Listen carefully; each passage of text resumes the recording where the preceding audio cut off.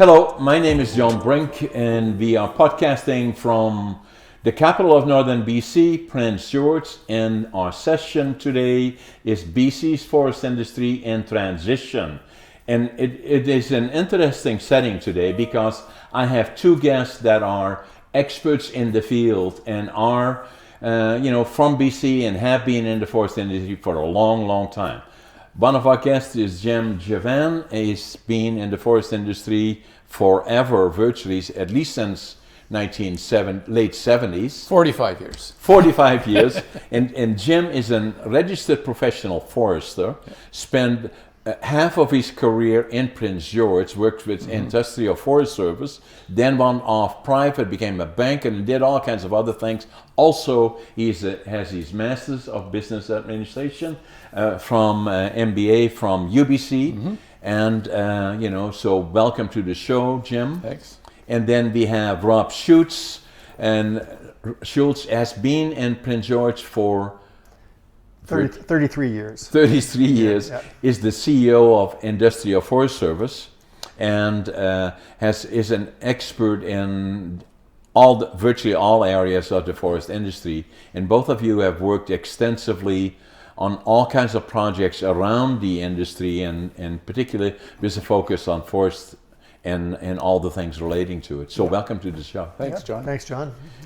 So, so many things are happening right now at an industry in transition. And I think last week I talked to one of our guests, in fact, and I think it was you, Jim, that said, and I call it the industry in transition. You said the industry has always been in transition, and that's so much so. Yeah. And some of the things that are happening right now, especially with the government taking an initiative and wanting to change the industry, and by means of the document, the intentions paper, and its focus on First Nations getting more of the timber and sharing in the revenue, as well as adding more value to the resources, adding more social and economic value.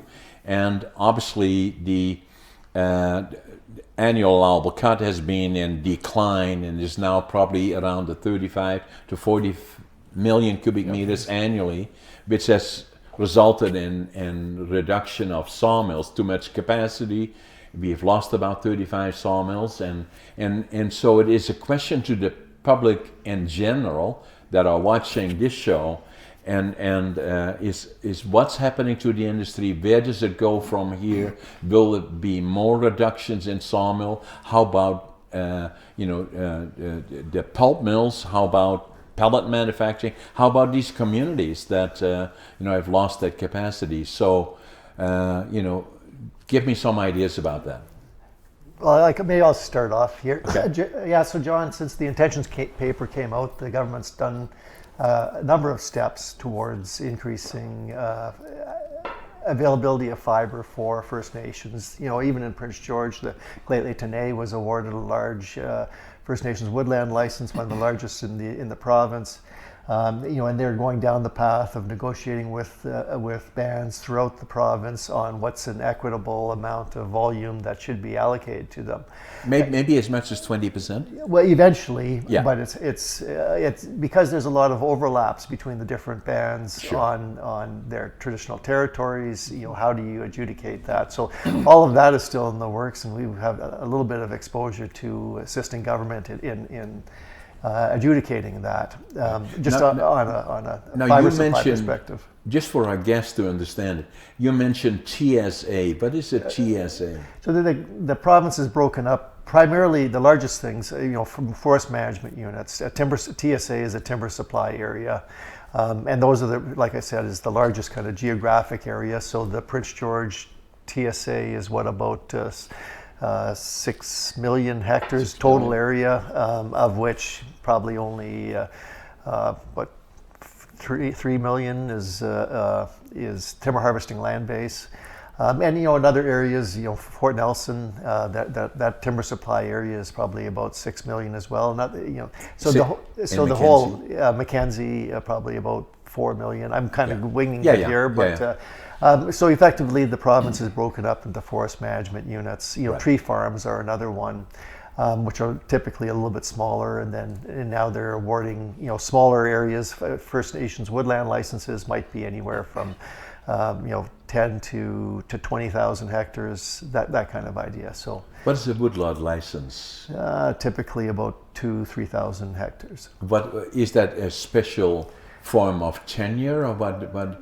Tenure is where people have large volumes of timber available forever and ever, and yeah, a woodlot is a small area. Usually, it's a farmer or potentially a forester or someone who just has an interest in forest management, and they've acquired the tenure rights to that small area. They typically harvest it or manage it for fiber supply. That's an area-based tenure right. in a small form, right? Yeah. So the better they manage that part, the more yield they likely will get, and they benefit from it. That's right? correct. Yeah. But the point about all those units you're talking about, whether it's a timber supply area, a tree farm license, a woodlot, a community forest, they're all individual units that are managed in order to produce fiber on a sustainable basis. Right. That's what's important to understand. Underlying They're principle. unique units. The wood tends to be harvested and consumed within those units, and then the responsibility of the provincial chief forester for the TSAs, the company chief foresters for the tree farm license, the owners for the woodlot, they all have to regularly look at forest growth, how much they're harvesting, to ensure that they have a sustainable supply. That's always the underlying objective of each one of these units, and then collectively they cover the entire forested land base of British Columbia, which is about 55 million hectares, of right. which about 60% of it is covered by one of these units that's managed on behalf of the forest industry. Right. So that's kind of the structure. That's the structure of how do we get that public resource into the hands of people to manage it, and then eventually harvest it and make it available to the industry. Right. So the industry is then mainly considered to be the primary manufacturers that are tenured companies, or? Not necessarily, but the majority of the sawmills who utilize the logs have some tenure to support the facility.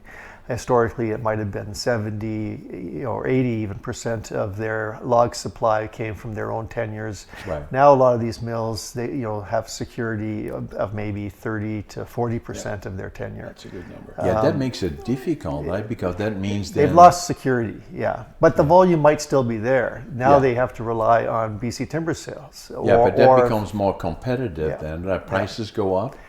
Sometimes, yes. In certain areas, there might only be one consumer.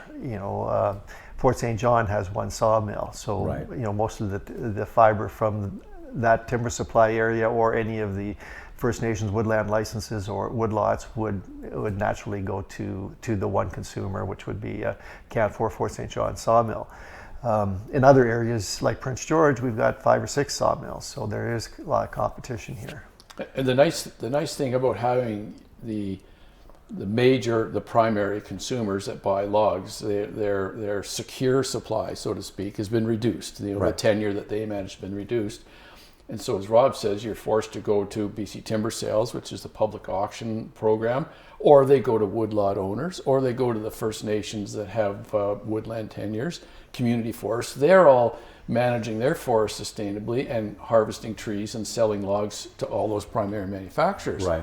So at the end of the day, it creates some competition because the major manufacturers don't have a guaranteed supply for all their wood, and it sets reasonable market values for the logs based on what's going on in the market, which is how the system is supposed to work. And one of the major complaints the Americans have always had against our system. But clearly it doesn't work like that. We have a system where people have to bid and buy logs from a variety of people to a variety of consumers. Now, some of the people, I hear comments from people that that are not experts on it, but they're saying, well, some of the people that have 75% of their volume under the long-term tenure, that they usually pay less than but they have to pay for the incremental volumes that they have to buy on the site. So there's always competition for getting more wood in the marketplace, so that but indirectly kind of indicates that there may be still too much capacity and to balance with supply and demand. Supply and demand will always come into balance. We've had this discussion many times, and I think what's happened is over the recent history, where we've had spruce beetles, we've had pine beetles, which killed 60% of the pine in the interior. And as the foresters have all systematically adjusted allowable harvest levels to make sure that, yes, we killed a bunch here, we burned some there, we better reduce the level of harvest so that what's left is still sustainable. Yeah. When that harvest level comes down, that means less of a log supply, and capacity should come with it. Yeah. So to your point, we still haven't got that balance there, and yes, there is competition for any logs that come onto the market from woodlots or First Nations or any of the community forests. Yeah, the other areas that I hear from my friends in the industry is saying that BCTS originally started as a small business program, was about 20% of the annual allowable cut, and now is around 6 to 8 million meters annually, maybe as high as 10 or 11. But they are only harvesting 4 or 5, and there is at least 10 million meters of what they call undercut. And the complaints of the industry is a lot of times, why are they not delivering the undercut? That's a good question. The entire industry. That's why everybody else wants to know because that I want to question know. Everybody wants to know the answer. Yeah, I think when the intentions paper came out, and at the same time that old growth deferral, that really put the brakes on BCTS as far as what are we going to do with respect to old growth deferrals. They weren't, and they were as a temporary thing.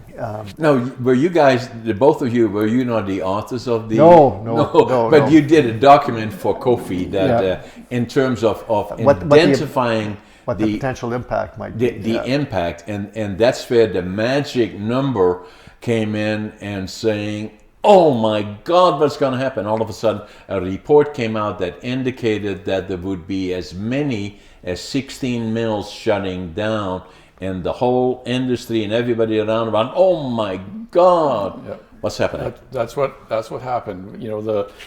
As I said before, the old growth deferrals, as identified, if they stay permanently outside of the available wood log supply for the industry, takes about 7% of the supply away. Yeah. So in turn, 7% of the capacity of the province. I mean, this is a big province. This is a big industry. And that reflected 4 or 5 sawmills, primary consumers on the coast, and 4 or 5 in the interior. If you take out those sawmills, that reduces your chip supply, so there's probably going to be an impact on 1 or 2 pulp mills.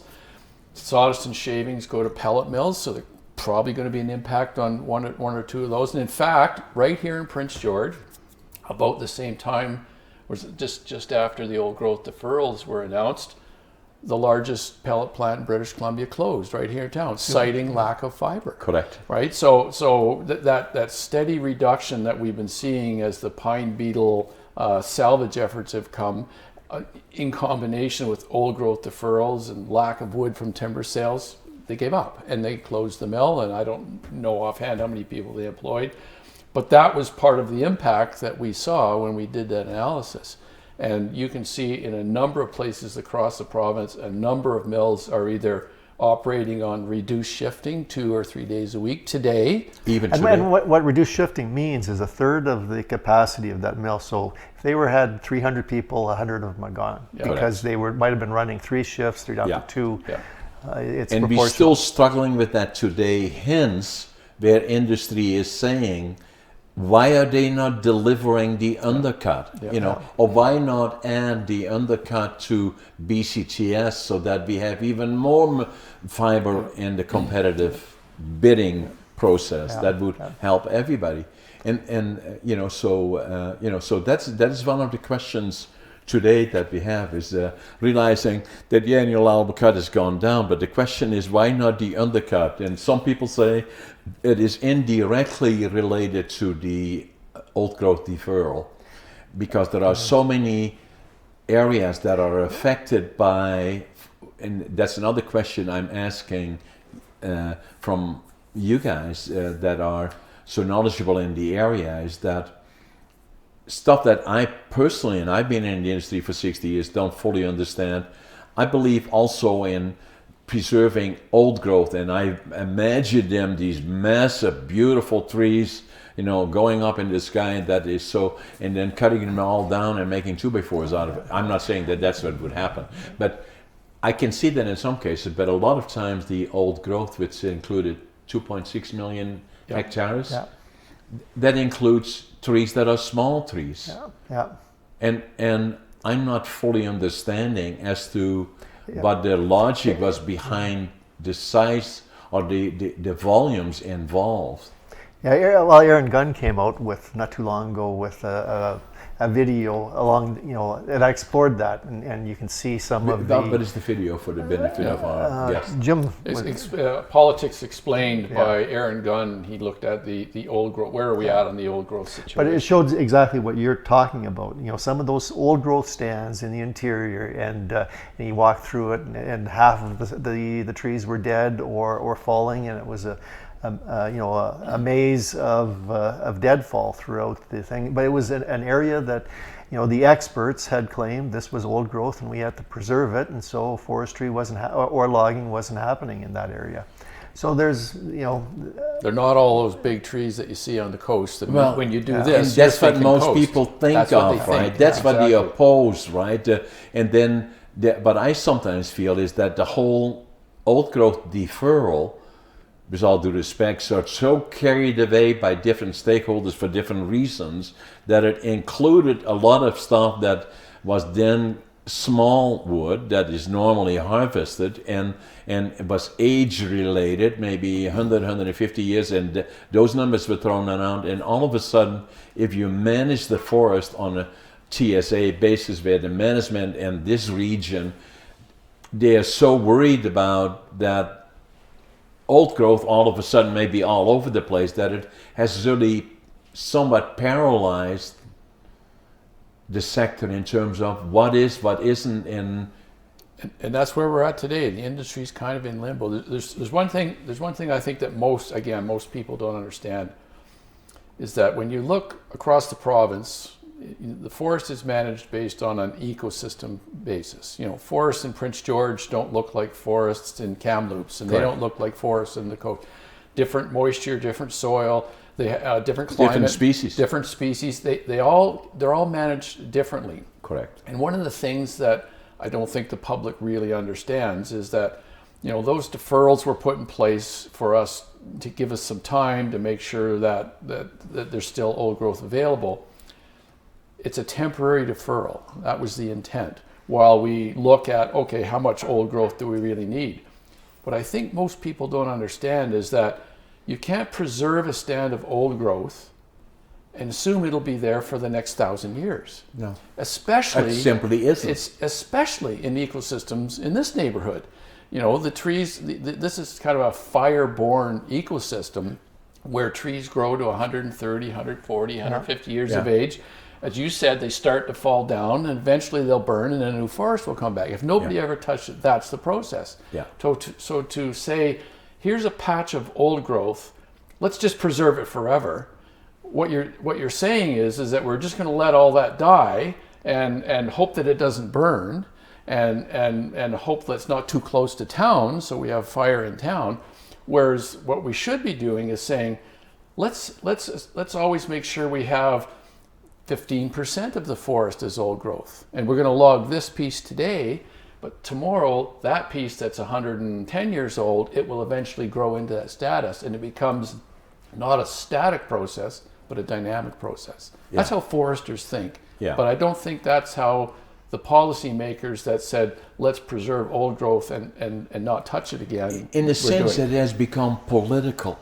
in my view, that political, not necessarily politicians from one side or the other, but that other stakeholders, and with all this due respect to the environmentalists and other stakeholders that don't fully understand how it works, the lack of information. Correct me if I'm, I think, the 75%, the amount of old growth is how much? 11 million hectares. 75% of it is already preserved as old growth. Yeah. And then the focus seems to always be on, with all due respect to my friend Dick Jones, his area in, on the island. That little bit that's not protected, let's go after that next. Yeah, and in the process also that has become a kind of created uncertainty at an industry that's already struggling, and we seem to have drifted away to it becomes political and other interest groups, and all of a sudden it doesn't make sense to anybody, and now all of a sudden with an industry that is already curtailing, we have 10 million meters of undercut that should be harvested but isn't. Yeah. And so circling back on that undercut, and why BC timber sales has such a significant amount of undercut. When that old growth deferral came out, it put a lot of uncertainty in respect to how are we going to manage this. Right. But in the background, even before that, the time it takes from when you identify a potential area to be harvested to when you have a cutting permit approved by government is anywhere from easily 6 months to typically about a year, and sometimes a year and a half. And what is involved with that is you do a mapping exercise, then they do a reconnaissance, then they'll do boundaries, they'll do volume estimates, they identify riparian areas, they protect those, they have to flag those areas out, say this is no harvest, they have to identify old growth or potential heritage sites within that cut block, they have to identify steep slopes or unstable ground. They have to identify what type of soil exists in there now, so that they know what type of trees should be planted or should be let go. So that whole process. That's just the short list. That's the short list. I know there was I think there was an article in the Truck Loggers a month or so ago just talking about that and the steps that are required to take it from a concept to actually harvesting. And where you might have 100 hectares at the start as a concept, by the time you've put in all of these considerations for riparian reserves, for streams, for wildlife habitat, for heritage and culturally significant sites, for even for wildlife trees, if you happen to have a raptor nesting or something like that, if you're lucky, you're down to 50%. Yeah. And so now you got old growth. It says, well, did that original patch that we've already identified and we were going to harvest in it, now part of it falls into an old growth patch, identified by somebody in Vancouver who is purportedly an expert, and they did a mapping exercise at a high level and said, well, this is an old growth patch, you have to defer it. So all of that kind of put the brakes on the whole system, and so that's why there's a huge backlog of undercut right at this point in time. And cumulative, all these issues, directly and indirectly put pressure on primary manufacturers that in a lot of cases in British Columbia are public companies, but also private companies that where CEOs have difficulty explaining to their board of directors as to what they should be doing, and it creates uncertainty, and capital doesn't like to invest in uncertainty, and hence they move to other places until it sorts itself out. And it's not just the sawmills. I agree with you. The sawmill investors, they're going, wait a minute, there's no wood, you're only running 3 days, we better hold up on those investments to improve our efficiency or improve our productivity. That stops almost immediately. Right. But you go down the chain. Now you got the loggers. They invest just as much money in logging equipment and logging trucks. Yeah. They're not sure if they're going to be working, so they stop investing. Yeah. And you come down to the consultants, like, you know, the company we work at. Exactly. We've got all these people, and we need to buy trucks and skidoos and trailers to go out. So it's like, wait a minute, we have The a discussion. ripple goes right through. It goes right through the economy. It goes through the forest economy, and that's going to trickle down into the community economy as well. And we're seeing it today because of that uncertainty. And more so, even uncertainty that, regardless of it all, we should not have, and it requires explanation in a lot of cases. That's why we are here. But also in terms of politicians, that they're getting approached from all kinds of different directions by different interest groups, and being able to sort it out and kind of standing back and saying, what really does that mean on the ground? Like for every sawmill, you know, like even if sawmills go down, we have lost already about 35 of them, maybe another 4 or 5 to go, maybe potentially. Easily, for every 4 sawmills, and I'm not sure if that's the right formula, for every 4 sawmills of medium size, you have one pulp mill. So eventually it will affect pulp mills. It did already, and we got them all over the province in different areas, and the likely is still too much capacity, and I don't want to be a scaremonger, but at the same time, that's reality. Yeah. And then what follows that again is pellet plants, the pellet industry, again, using residuals. Like, pulp mills mainly using chips as an input, or other residual timber that is not utilized for, lumber, are using it as an input, and the same do pellet plants. And again, if we don't have the capacity that generates it, we lose those plants again. It just goes up and down in the fiber. We don't have to look very far to see a real world example of that. I mentioned the pellet plant in Prince George, the pulp mill in Mackenzie. Yeah. It's gone. Yeah. Right? And one of the sawmills in Mackenzie closed quite a while ago, and they permanently closed it. So you see that ripple effect, that it's happening all the time. And it's a lot of, when you go back to the intentions paper where we started the discussion, because we're all in this transition. Yeah. But the intentions paper is trying to outline where the government wants to see the industry go. And there's a lot of people, and it's been growing, almost exponentially over our careers, where there's more and more people that have an interest in what should happen in the forest. Yeah. Because it's their forest. Because it's a publicly owned resource. But if we go back to the 60s and 70s when we started, the forests were there to produce wood to build the economy. Yeah.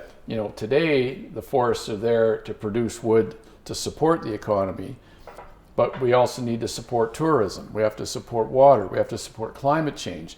And these are all competing interests around what we should do in the forest. So the intentions paper is trying to say, let's go down a path of where we should probably have more old growth. We definitely need more secondary manufacturing. We want more First Nations involved. All good intentions. Yeah. But getting that done on the ground, kind of difficult. And creating a lot of uncertainty in the process. Yeah. And that uncertainty then, when the politicians say, well, why are they investing in the U.S. South? Well, there's uncertainty here. And in the or in Sweden. Yeah, and so you might have these sawmills shutting down, and their intention, which was to provide opportunity for in the form of First Nations woodland licenses or tenure to First Nations. Well, the tenure will be there, but there won't be a sawmill to purchase it because they've created this environment of uncertainty around old growth and who has control and where's their fiber going to come from? And so you see, and today, if I look at it, and I'm fairly close to it because I'm the vice chair of COFI, and at the same time, I'm part of the value-added manufacturing. That means the lumber value-added manufacturing sector, and that are negotiating with industry, and COFI to a certain extent is part of that process to find resolutions among the different stakeholders that are primary manufacturers, lumber value-added manufacturers, includes other stakeholders like pulp mills, that includes pellet manufacturers and other stakeholders, and the pie is getting smaller and smaller and more difficult. And so that is one of the struggles now under the umbrella of the intentions paper. And a big part of that was just in the intentions paper is it does not define what value added is. Yeah. And that's a big question. So everybody has their hand out for, okay, well, if you're going to provide fiber for value added, well, what is value added? Is it a pulp mill? Is it paper is value added, but does it fit under the auspices of the whole intention? The pulp mills, how did they evolve here in Prince George or anywhere in BC? It was because they had, at one point in time, security of fiber. They had pulpwood agreements, they had tenure, which they eventually gave up in the coast. But and there was a lot of wood chips. Yeah, exactly. Pellet facilities, they never really had tenure, but they had the government created an environment where you couldn't use beehive burners anymore. So there was this huge surplus of sawdust and shavings. And how do you dispose of it? So that was the opportunity for pellet facilities. But now as the mills have curtailed or shut, there's not as much sawdust and shavings. The pellet facilities are in the same boat as a lot of others, where they're looking for wood. Yeah, and the other part about it, Rob, was that the push on the pellet manufacturers started in early 2000, late 90s, here in particular in this area, and and then the pine beetle came, and it created a lot of fiber that was available because of the uplift and annual allowable cut to deal with the pine beetle, and there were lots of residuals available then, and all of a sudden, as it gets down to the point where that volume is not available, there's more pressure on pellet producers. I'm part of negotiations with secondary manufacturers of lumber are saying we want to add more social and economic value, but we must have reasonable expectation of access to fiber. Meaning lumber. On the same time, in the same negotiations, we have, the pulp and paper manufacturers like Paper Excellence is making the argument, correctly so, of saying that, that they are value-added manufacturers too, and then saying, you can use residuals. They say, no, we want to have the higher quality logs if they become available to secondary manufacturers. We want part of that too, because we want to use it for trading against, so those kind of things. And this creates that uncertainty that is stymieing the industry. And then the other one I always find is a good example is I look at Girvan and Westbank, and I admire that company and the founders of Girvan, that started the company as a small mill that was making mainly boxes for fruit and all of those, and became the manufacturer of 1-inch lumber in particular. Boards, and one of the top producers of boards, and they say we are lumber, and other people making the arguments, including myself, as lumber remanufacturers, logs and lumber remanufacturers. And Girvan says, no, although we are tenured, they claim, and they are, but they have lost a lot of fiber. I think they had something like 1.2 or 1.3 million meters, and because of deferrals and because of this, that, and the other things, all of a sudden the fiber supply has gone down, and it affects their operation. But they are also value-added manufacturers. So all this other interest is going on, and it's because of the pie is getting smaller and smaller and smaller. So I think in the intentions paper, my recommendation would be that the government, as they go through this process, define what they really mean by promoting secondary manufacturing. Right. What your company does is clearly secondarily manufacturing lumber, which is the final product from a primary. Correct. That's clear. Yeah. But as you said, the pulp company are saying, no, we're adding value to those wood chips and making a pulp product. Yeah. The pellet companies will say, no, we're adding value to sawdust, therefore... And shavings. And shavings. You could go down to, over in Fort St. James, just west of us, northwest of us here. There's a big industrial electrical production plant there. They're adding value to bark that comes out of sawmills and logging residue that's left after the primary harvest. So when the government says in a blanket statement with good intentions, let's increase secondary manufacturing. As you said, everyone did this, and that created uncertainty, and that's what we need to resolve, so that for businesses like yours, let's get more fiber into the hands of the people that want to buy lumber, and then they have that as a currency. Or to invest in the forest industry. All of it together, but they've got to clarify that, because should we be putting the primary timber into the hands of an energy manufacturer when they're 3 or 4 steps away from that primary manufacturer? It's a question. It creates certainty. And the industry doesn't like uncertainty, right. And we're in this unfortunate situation today where the whole industry has slowed down while we try to figure it out. Yeah. Even despite the good intentions. Yeah, but it all started with the reduction of the annual allowable cut going down to, and then add to that deferrals, add to that all those other interests, all the other interests. So the other question, that and so that's where we are collectively today, and I think primaries and secondaries all agree, I believe, as an industry, and I'm close to it all, is that the one sector will not succeed without the other. So we are all in this together. If you make pellets, if you make pulp and paper, if you lumber secondary manufacture or a primary. But I always say, in order to have viable, successful secondary manufacturing companies, you have to have a healthy primary sector. The one cannot survive with the other. Together they are better, if it is clear what the objectives are. And that's what's at risk right now, is that primary sector is operating under huge uncertainty, and so that's why you're not seeing reinvestment in British Columbia. It's going into the U.S. in anything. And if they cannot be globally competitive, and the CEO makes the decision that in spite of that he will invest, and he won't be on the job very long. So, but that all being said, then I always find, we are the most fortunate people in the world. I've been all over the world. You guys probably have been too. And, and every time I think, and look at the news, which is depressing most of the time, and living in Canada, there is simply no better place in the world. And then add to that, if you're in British Columbia, and I fly around here a lot, and I always sit by the window, and I look outside the window and I say, it's paradise.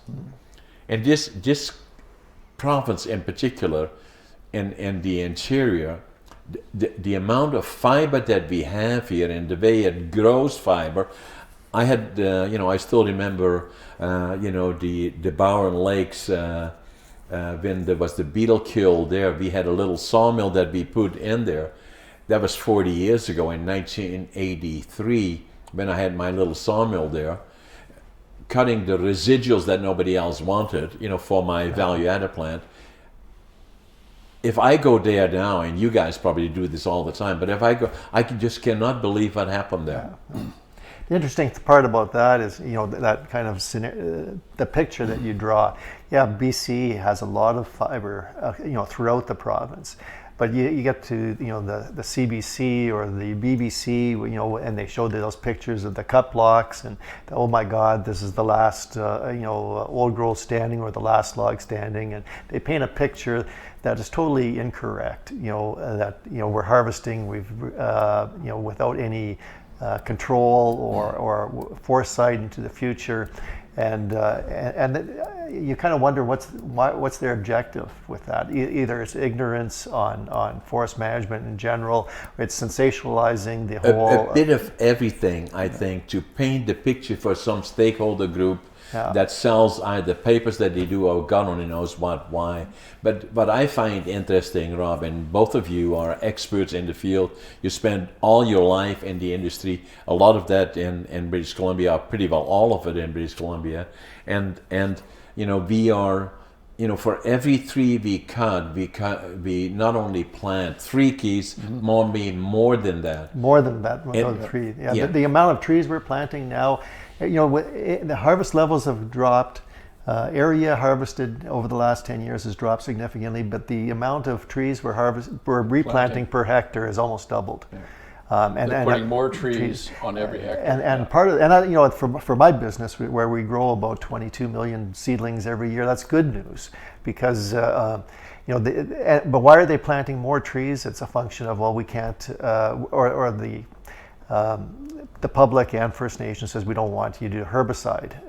So if you're not going to herbicide, that creates a little bit of risk about how many, what will the seedlings, when you plant them, will they survive? So they go with larger trees and more of them per hectare. So the herbicides somewhat delicate area where the reason for herbicide is to suppress the broadleaf trees and to give room to grow, right? Yeah. So the other thing is that that we are dealing with the midterm right now because of. It will take time, correct me if I'm wrong, that at the midterm to get back to where the annual allowable cut will start going from, if it is 40, hypothetically speaking, then, correct me if I'm wrong here, as we put more effort into the land base and then do a certain amount, whatever that may be, of intensive forestry to stimulate the growth, that how much effort would that be to do that? And then if that happens, is the second part of my question, is that would then during the midterm gradually already the calculation improve in terms of annual allowable cut? It is not a question it takes 80 years to grow it, or 60 years, 70, or say it was 60 years, so that means 60 years from now it is in 2080. It is a gradual process. My question is, what's good about the way British Columbia manages forests, and what tweaks me to this, was your comment about, you see these sensationalist stories of the cut blocks. All you see is the cut blocks on the news. Right. You see the environmentalists standing beside the big stumps, and this is all bad. But we have something that's very positive in this province that ensures that over time we don't cut too many trees down, and that's ingrained in law that the chief forester of the province is required every 5 to 10 years to reassess what level of harvest should we have, how many cubic meters should we be harvesting in each one of those forest management units, TSA, TFL, even woodlots. So when you have a natural disaster like the pine beetle or fires, and a lot of the trees that were scheduled to be harvested through the midterm burn or die, or and what we did, we logged all the ones that were dead, right? The chief forester reduces the harvest level of what's left. And then we plant trees, right? But if we plant more trees, there's a good chance we're going to have more volume when they start to grow. And so they take that into account. So it's not just adjusting the harvest level down to account for natural disasters. The chief forester also concerns, are you doing intensive silviculture? Are you planting the trees immediately after you harvest, or are you waiting till the next year? That 1 year can make a difference in the volume that you'll be able to harvest.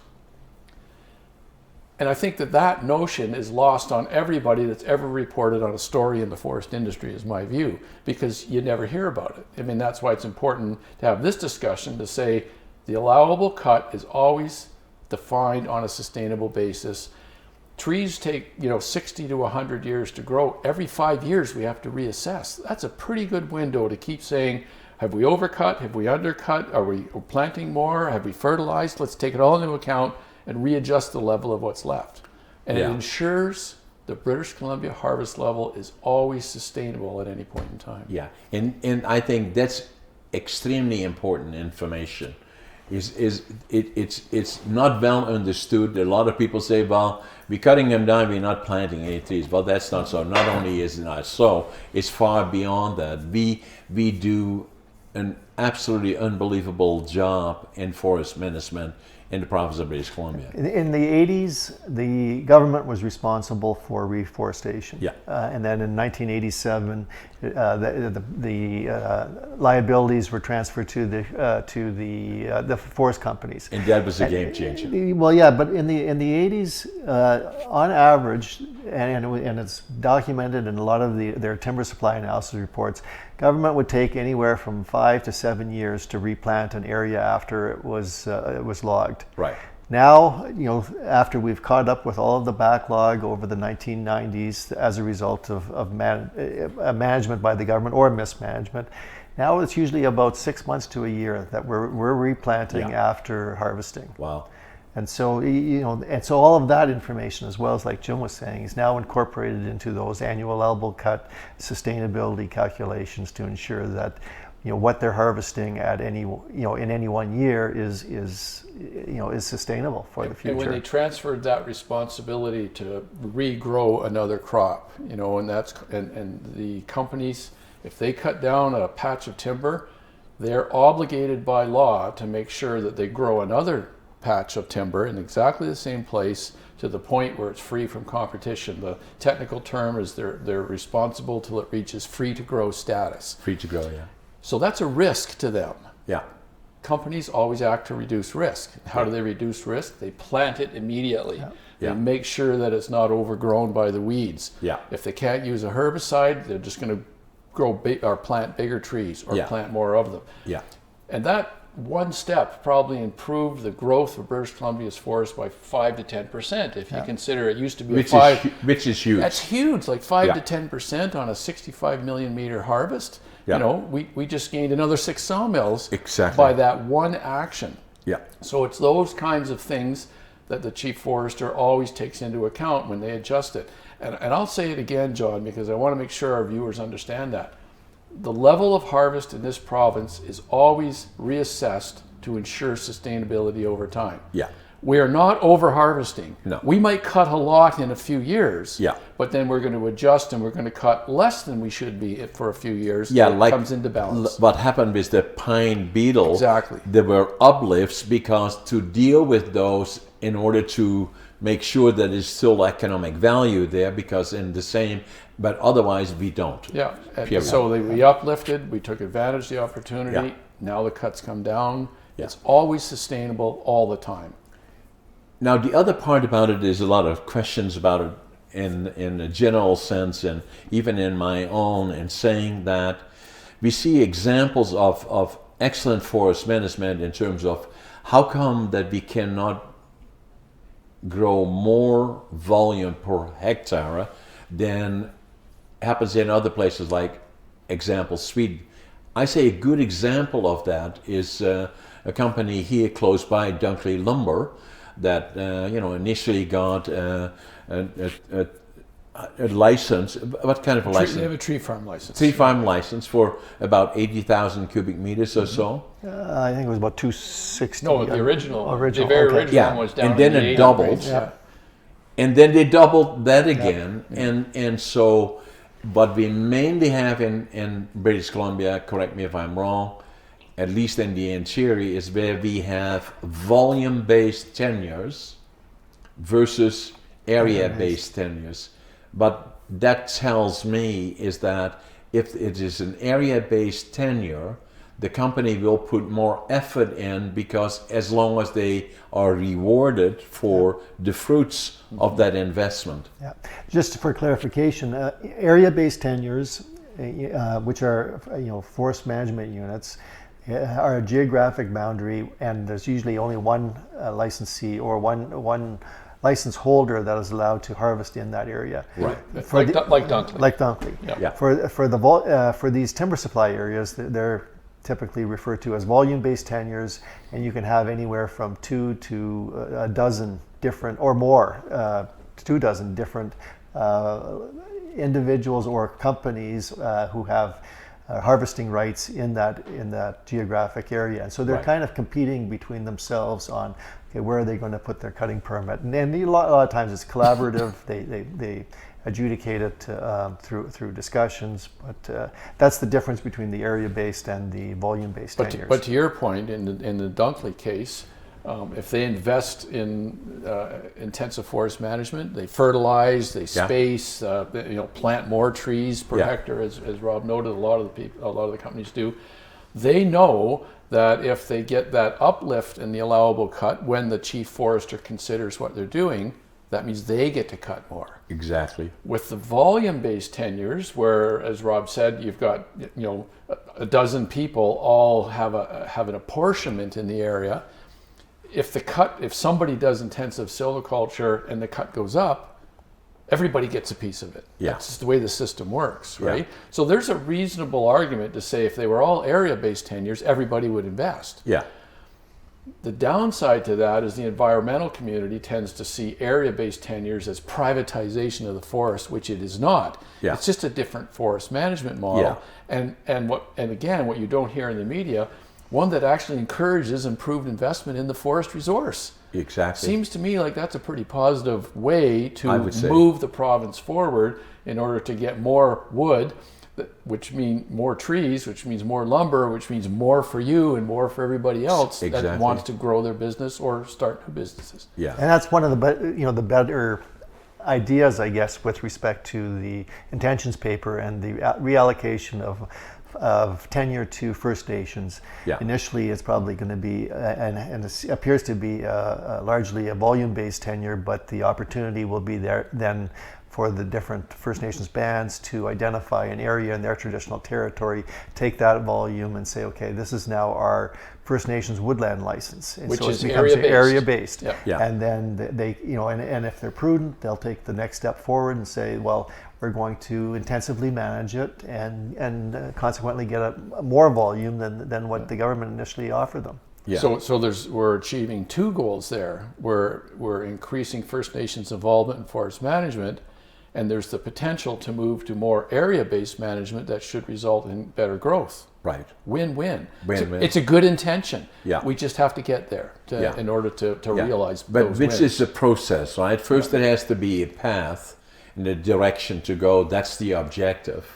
And then, the other one is obviously the forever challenges that we have with the market, in particular the United States and softwood lumber duties. And I always say the Americans make the right argument for the wrong reason, because if it were not that they claim that we are subsidized, then they have 20 other reasons that they would find to make the Canadian operators less competitive and in the United States. In all fairness, though, I must say that the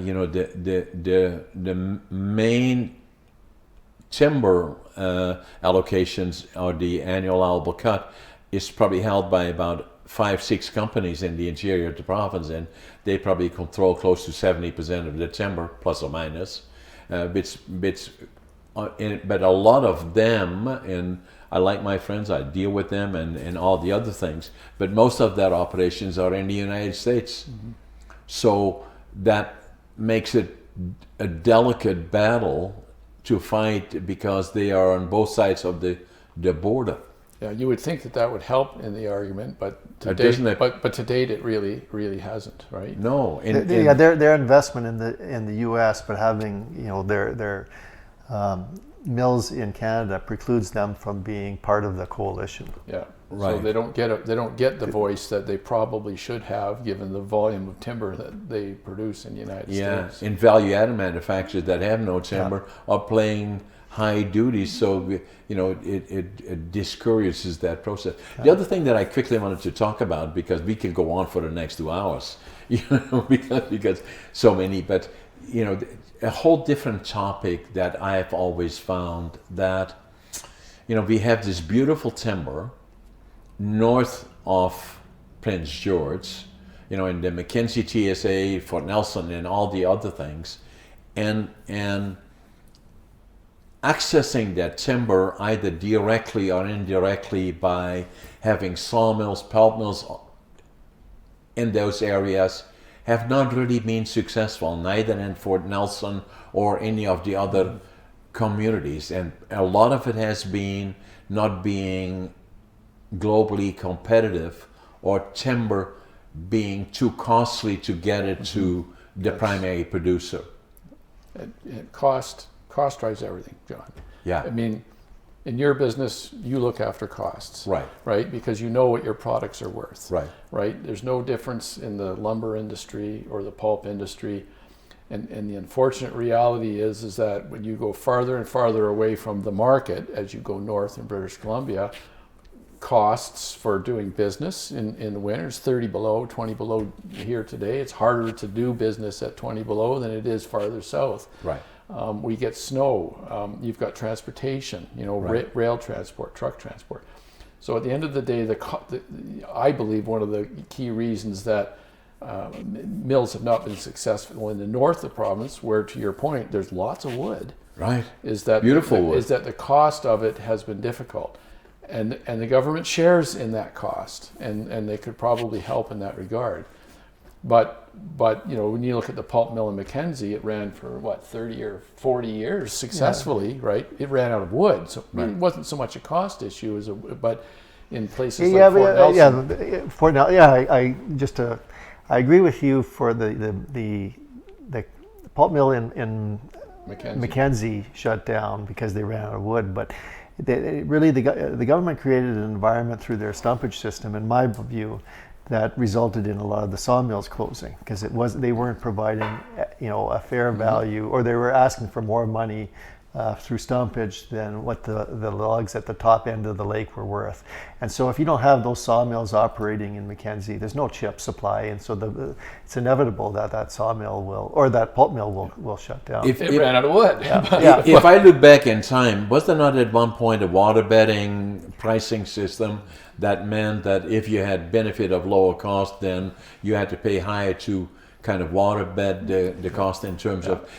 I believe that our stumpage system is broken, and that does not stimulate good solid business, but it creates these ups and downs. And the other part that I believe is that government has to be much more of a stakeholder in terms of, not only in terms of forest policy, managing that part, sustainable yield and all of that kind of stuff, but I believe that they should be adjusting the cost of getting the timber to market. They are part of a stakeholder in that process. Absolutely. Should be separate from managing the forest. And then I would go one step further. And my friends at CN won't like this much, but I think CN is a real problem to the industry, not in terms of getting product to market. It's lousy there too, but that the biggest mistake that we made in this province is, I believe, selling BC rail. But that's political, so I just wanted to throw that in there. It's political, like everything else, though, John. Yeah, but CN it has Rail cost us dearly. And Fort Nelson is shut down at this point in time, mainly because of the rail system. What I would do if I were in government, then I would say the rail line from Fort Nelson to Prince George being the center, we will take that back from the CN. The same as the rail line going up to the Takla, going into the major center, so that we can then bring that resource to the marketplace, and they have to share in that cost of the marketplace. Managing the forest, all of that is good, what they are doing, no question about it, but they have to become a stakeholder in getting the logs to market first, and then the market will decide what the value is of it. It's all about having them put a business lens on those forest management decisions, right? I agree. And to Rob's point, they made a bad decision in Mackenzie. Yeah. And the major primary producer left, and the secondary pulp manufacturer ran out of wood. Yeah. It's a one-to-one relationship. They did this. Here's how the industry reacted. But if you now look north of Prince George, all those resources there are directly depending, how do you get it to market? I say the rail line is critical to that. CN is not going to invest in infrastructure to support that. So I think we should take that rail line back or buy it back from them. And then also saying that the province of British Columbia has to recognize that to get those logs to market, is to get them into a central area, and that is then part of the calculation as to the market price will have that incorporated, and then companies will buy it, and that's how you stimulate investment. And No, I agree. And it has to be reactive to the market. Or the system has we to be. have is just not reactive enough. No. The government will tell us it is, but evidence suggests otherwise. So that all being said, you know, I still am very much of a believer in, you know, and I love the province, I love Canada, and I love the forest industry. Are we going in, considering COVID, considering global supply chain, and all the other things? I still believe that is a great future in the forest industry in British Columbia. And another question that I want to ask also before, you know, if we are doing what we are doing now in terms of replanting and managing the forest as well as we are doing, the likelihood is that if we look forward in a lifetime, you know, I was born in 1940, so, you know, so about 40, 50 years from now, I think the annual allowable cut could well be 90 million cubic meters a year. We will be growing much more fiber in this area than we could be doing even today at the highest. I think I'll go first. I think the intentions paper, you know, if the question is, are we going in the right direction and can we get to that point, that growing the forest and producing more volume?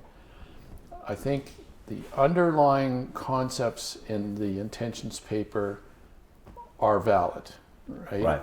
You know, continued sustainable forest management, more secondary manufacturing, more First Nations involvement and support for the forest industry. Right. That's likely going to lead to more investment because it'll reduce uncertainty. We're going in the right direction. Yeah.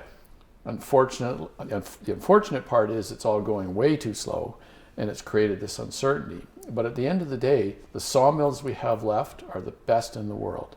Yeah. The cost structure is what is hurting us. Yeah. You know, First Nations involvement in the forest industry that shares the wealth amongst those communities. That's a good thing. Yeah. We just have to move it along and get there. We're a year into the old growth deferral process, which was supposed to be a 2-year process to revamp how we manage forests. We haven't even got agreement on what's been protected and what hasn't. So it's just painfully slow, and it's created this problem in the industry where mills are shut down and log supplies down and investment is stopped. Indirectly undercut.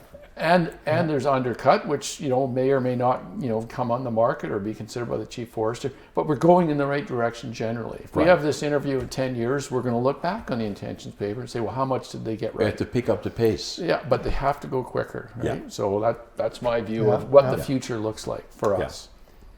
And then the other thing. Your numbers were about right. Like when we look at the collective annual allowable cut for all these forest management units, and you project them out, and you're right, we're in the midterm, and that midterm is probably going to drop a little bit further than what we have today, but it's out about probably about 2045, 2050 before you start to see that incremental increase, you know, because at least in the interior it'll take that much time before we've harvested the what we have right now for the midterm timber supply, and we start harvesting stands that were planted in the 70s and 80s and 90s and that. And so it's that time frame, and once we start harvesting those ones, then you'll start to see an incremental increase. And will it hit 90? Well, it all depends on how many more of these old growth deferrals and parks and that are going to be imposed upon the land base, because that continued mentality of,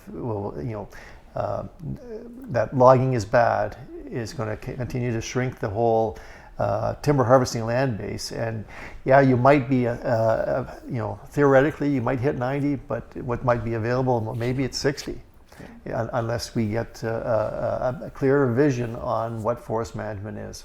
And I agree with you, Rob, but I disagree a little bit in terms of saying that industry and the associations, including Kofi, have not always been the best communicators, and they have not always been straight up where they could have been. And I would hope that that will change. That's why we are sitting here today, because we have a lot of people watching, and we have, you know, dig into a lot of areas that are not overly clear a lot of times. You know, so explaining that to the public's important, because the Critical. public sentiment tends to steer government's actions, and the more we can help people understand what is ostensibly a complicated business, the better it's going to be for us all. In polls that have been taken, is that where 80% of the people believe the forest industry is a good industry, and the drivers behind the economy in British Columbia. Now, the other thing that before we at the end, now you know, once you say 50 years from now we'll see things change, and I was just kind of thinking, you know, I met Jim. The first time that I met him was 40 years ago. It was Harry Gerns that had been interviewing me at IFS. And 40 years is not really a long time, you know. And, you know, so... Might be longer than our time now, but... But to... and then the other part about it is that I was going to say is you started your career with IFS, and you know, when you got that phone call in Toronto when you finished after school, and say, oh, can you? And you had to call him again, and you had to say, you said Prince what? Prince Rupert? No, Prince George. It was and hence it became, you know, if I had only known the book that. Jim wrote, and it's an amazing book, and he signed a copy for me, and I urge everybody that is interested in the industry, which means all of us in British Columbia and in other places, about the career of Jim and Rob in an organization called Industrial Forest. You know, all the things that they went through, and being in the field, and in this amazing industry, what we call the forest industry in British Columbia, and IFS played a major role in that. And the other interesting part about it, because Jim spent half his life there, then he became a banker. He worked for another major company, and then. As of tomorrow, he's starting again with IFS. I started there and I'm ending there. So he started there and he ended being there. supervised by Rob now. Jim used to say he hired me, but that's not quite true. And these guys together are amazing experts in what they have done in the field and are being recognized. You're too kind, John. Thank you very much. Thank you, Appreciate your time. Thank you.